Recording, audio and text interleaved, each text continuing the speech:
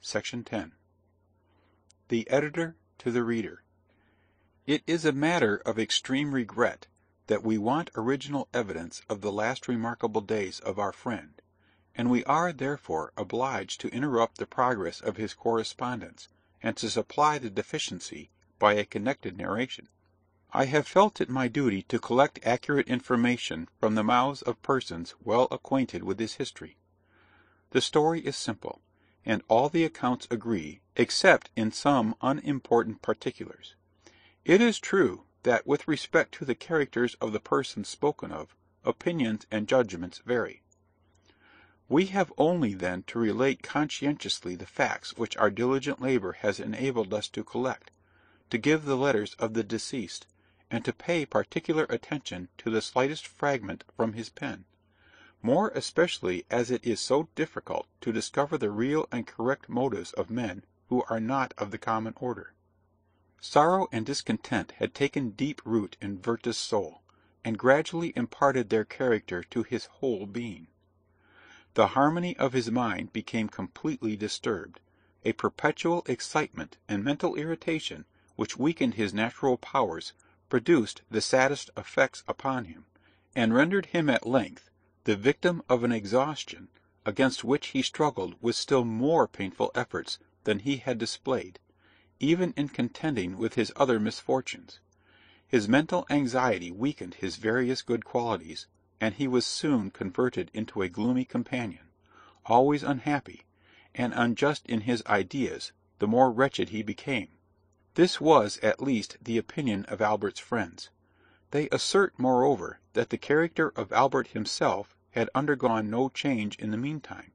He was still the same being whom Werther loved, honored, and respected from the commencement. His love for Charlotte was unbounded. He was proud of her, and desired that she should be recognized by every one of the noblest of created beings. Was he, however, to blame for wishing to avert her from every appearance of suspicion, or for his unwillingness to share his rich prize with another, even for a moment, and in the most innocent manner? It is asserted that Albert frequently retired from his wife's apartment during Werther's visits. But this did not arise from hatred or aversion to his friend, but only from a feeling that his presence was oppressive to Werther. Charlotte's father, who was confined to the house by indisposition, was accustomed to send his carriage for her, that she might make excursions in the neighborhood. One day the weather had been unusually severe, and the whole country was covered with snow. Werther went with Charlotte the following morning, in order that, if Albert were absent, he might conduct her home.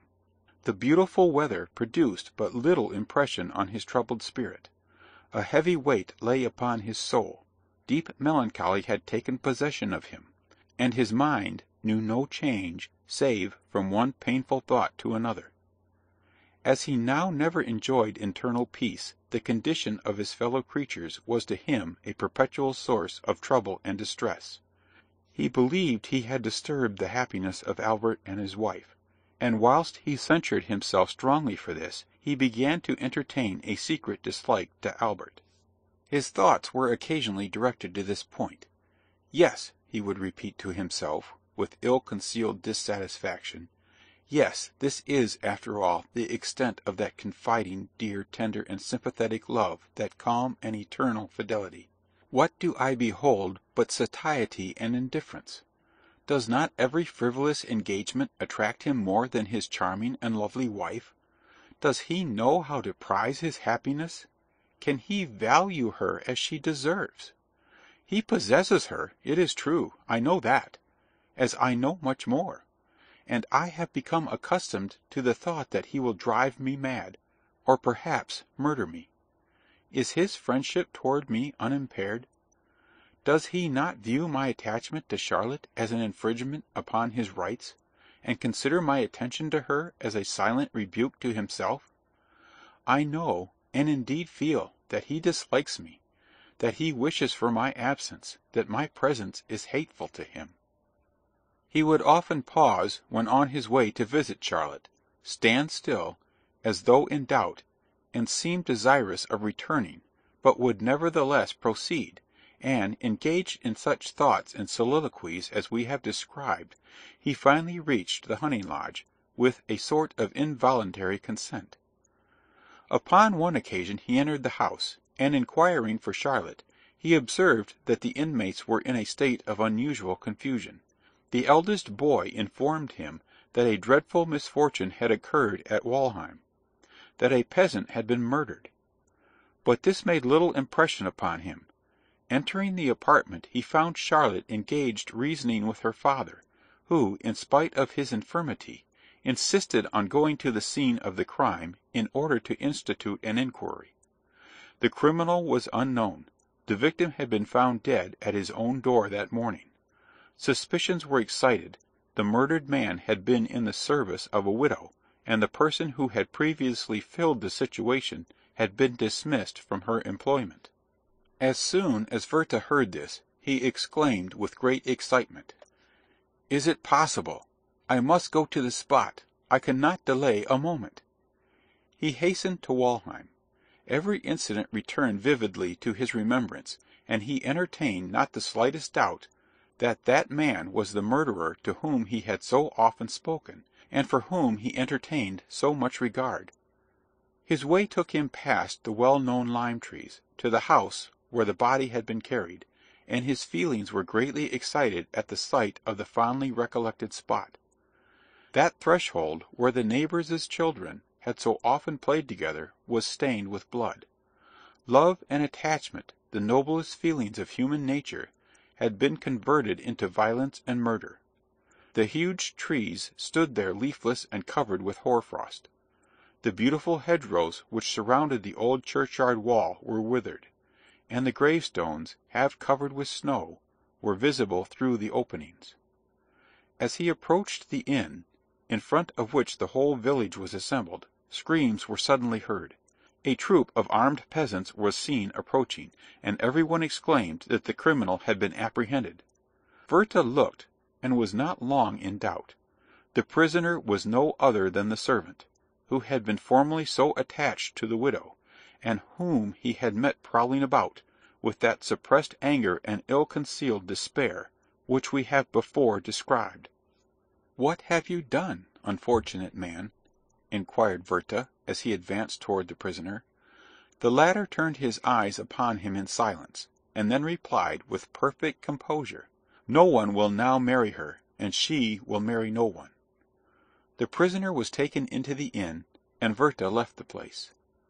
The mind of Werther was fearfully excited by this shocking occurrence. He ceased, however, to be oppressed by his usual feeling of melancholy, moroseness, and indifference to everything that passed around him. He entertained a strong degree of pity for the prisoner, and was seized with an indescribable anxiety to save him from his impending fate.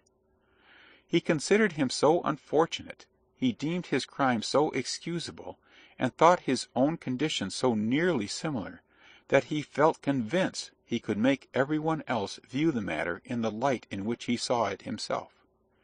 He now became anxious to undertake his defence, and commenced composing an eloquent speech for the occasion; and, on his way to the hunting lodge, he could not refrain from speaking aloud the statement which he resolved to make to the judge.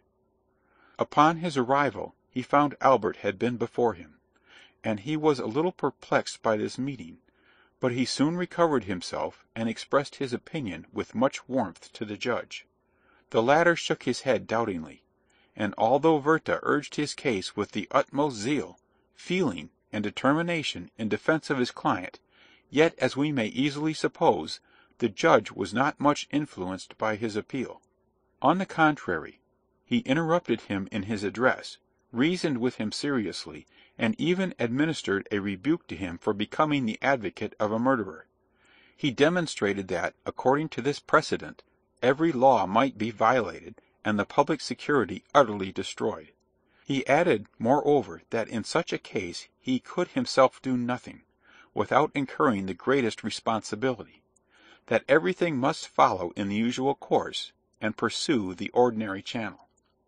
Werther, however, did not abandon his enterprise, and even besought the judge to connive at the flight of the prisoner. but this proposal was peremptorily rejected. Albert, who had taken some part in the discussion, coincided in opinion with the judge. At this Werther became enraged, and took his leave in great anger, after the judge had more than once assured him that the prisoner could not be saved. The excess of his grief at this assurance may be inferred from a note we have found amongst his papers, and which was doubtless written upon this very occasion. "You cannot be saved, unfortunate man. I see clearly that we cannot be saved." Werther was highly incensed at the observations which Albert had made to the judge in this matter of the prisoner. He thought he could detect therein a little bitterness toward himself personally, and although upon reflection it could not escape his sound judgment that their view of the matter was correct, he felt the greatest possible reluctance to make such an admission. A memorandum of Werther's upon this point, expressive of his general feelings toward Albert, has been found amongst his papers. What is the use of my continually repeating that he is a good and estimable man? He is an inward torment to me, and I am incapable of being just toward him. One fine evening in winter, when the weather seemed inclined to thaw, Charlotte and Albert were returning home together. The former looked from time to time about her, as if she missed Werther's company. Albert began to speak of him, and censured him for his prejudices. He alluded to his unfortunate attachment, and wished it were possible to discontinue his acquaintance. "I desire it on our own account," he added, "and I request you will compel him to alter his deportment towards you, and to visit you less frequently. The world is censorious, and I know that here and there we are spoken of." Charlotte made no reply, and Albert seemed to feel her silence. At least, from that time he never again spoke of Werther, and, when she introduced the subject, he allowed the conversation to die away, or else he directed the discourse into another channel. The vain attempt Werther had made to save the unhappy murderer was the last feeble glimmering of a flame about to be extinguished. He sank almost immediately afterward into a state of gloom and inactivity, until he was at length brought to perfect distraction by learning that he was to be summoned as a witness against the prisoner, who asserted his complete innocence. His mind now became oppressed by the recollection of every misfortune of his past life. The mortification he had suffered at the ambassador's, and his subsequent troubles, were revived in his memory. He became utterly inactive. Destitute of energy, he was cut off from every pursuit and occupation which composed the business of common life, and he became a victim to his own susceptibility, and to his restless passion for the most amiable and beloved of women, whose peace he destroyed. In this unvarying monotony of existence his days were consumed, and his powers became exhausted without aim or design, until they brought him to a sorrowful end. A few letters which he left behind, and which we here subjoin, afford the best proofs of his anxiety of mind and of the depth of his passion, as well as of his doubts and struggles, and of his weariness of life. December 12. Dear Wilhelm, I am reduced to the condition of those unfortunate wretches who believe they are pursued by an evil spirit. Sometimes I am oppressed, not by apprehension or fear, but by an inexpressible internal sensation which weighs upon my heart and impedes my breath. Then I wander forth at night, even in this tempestuous season, and feel pleasure in surveying the dreadful scenes around me. Yesterday evening I went forth. A rapid thaw had suddenly set in. I had been informed that the river had risen, that the brooks had all overflowed their banks, and that the whole vale of Walheim was under water. Upon the stroke of 12 I hastened forth. I beheld a fearful sight. The foaming torrents rolled from the mountains in the moonlight. Fields and meadows, trees and hedges, were confounded together, and the entire valley was converted into a deep lake, which was agitated by the roaring wind. And when the moon shone forth and tinged the black clouds with silver, and the impetuous torrent at my feet foamed and resounded with awful and grand impetuosity, I was overcome by a mingled sensation of apprehension and delight. With extended arms I looked down into the yawning abyss, and cried, "Plunge!" For a moment my senses forsook me, in the intense delight of ending my sorrows and my sufferings by a plunge into that gulf. And then I felt as if I were rooted to the earth, and incapable of seeking an end to my woes. But my hour is not yet come, I feel it is not. O Wilhelm, how willingly could I abandon my existence to ride the whirlwind or to embrace the torrent! And then might not rapture perchance be the portion of this liberated soul? I turned my sorrowful eyes toward a favourite spot, where I was accustomed to sit with Charlotte beneath a willow after a fatiguing walk. Alas! it was covered with water, and with difficulty I found even the meadow. And the fields around the hunting lodge, thought I. Has our dear bower been destroyed by this unpitying storm? And a beam of past happiness streamed upon me, as the mind of a captive is illumined by dreams of flocks and herds and bygone joys of home. But I am free from blame. I have courage to die. Perhaps I have.